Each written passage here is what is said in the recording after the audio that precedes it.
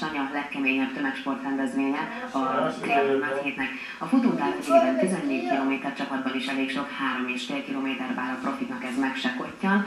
Most is több százan indultak el a versenyen, nézzük az összefoglalót. Bemelegítés az 1/3 maratonra. Valakinek kihívás, valakinek meg se kottyan a 14 km egyéniben. Sokan pedig csapatban vállalták a távot, fejenként 3,5 kilométert.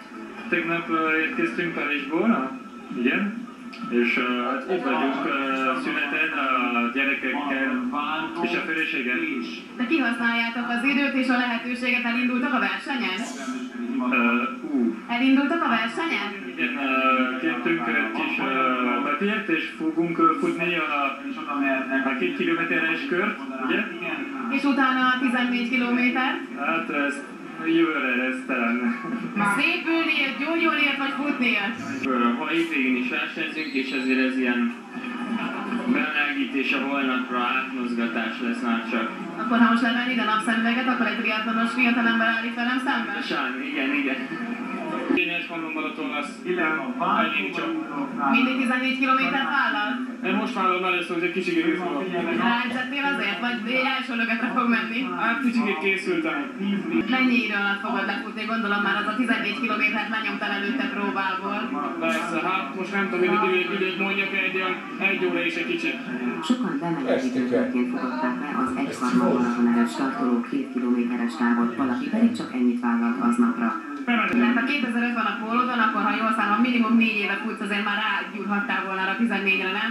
Vagy csak itt még fejben nincs meg ez a 14 kilométer? Fejben nincs meg, taktikát kell. Végigbírom erővel, kitartással. Több száz futóval startolt el a Jevil 1/3 maraton. 43 percen belül érkezett be a váltóverseny aranyérmese.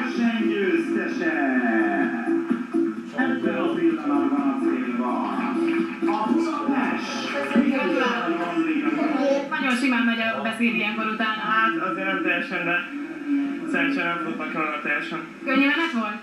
Hát igen, a társaim már elég nagy erőt hoztak így, csak megtartanom kellett azt. Csapatban kinek a legnehezebb, az elsőnek vagy az utolsónak kell nagyon húznia? Hát akkor függ az elsőnek is, nagyon sok utolsó is.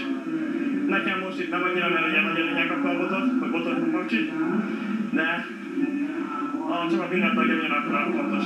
Voltál néhány kilót, szakad rólad a víz? Hát igen, meleg is van, hát egy futáshoz legalábbis. Hát illetve az nem volt olyan könnyű. Ő pedig már az egyéni verseny második helyezettje. Én második lettem. Hát azért az se rossz szerep. Igen, köszönöm. Milyen volt a mezőnyepálya?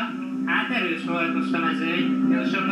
Jó sokan voltunk, hát erősek, úgyhogy kemény volt. Én most munkából jöttem, remélem jövőre majd jobb lesz. Kicsit könnyebb, kikönnyítek majd. Negyedik lettem egyénivel. Elég kemény volt, nagyon meleg volt. Igazából nem voltam most felkészülve, de már 5000. Úgy, hogy még az OB futottam 5000 és most ez hosszú volt.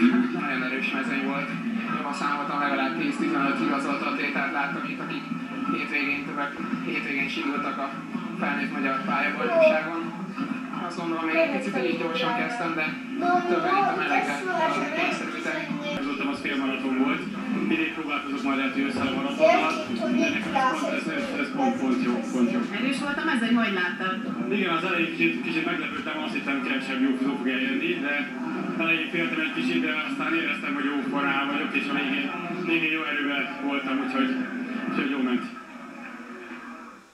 Mai élőadásunknak több vendége is lesz. Elsőként dr. Márkus Gábor főrendezőt és kóstoló és polgármestert köszönhetjük itt. Szervusztok, köszönöm.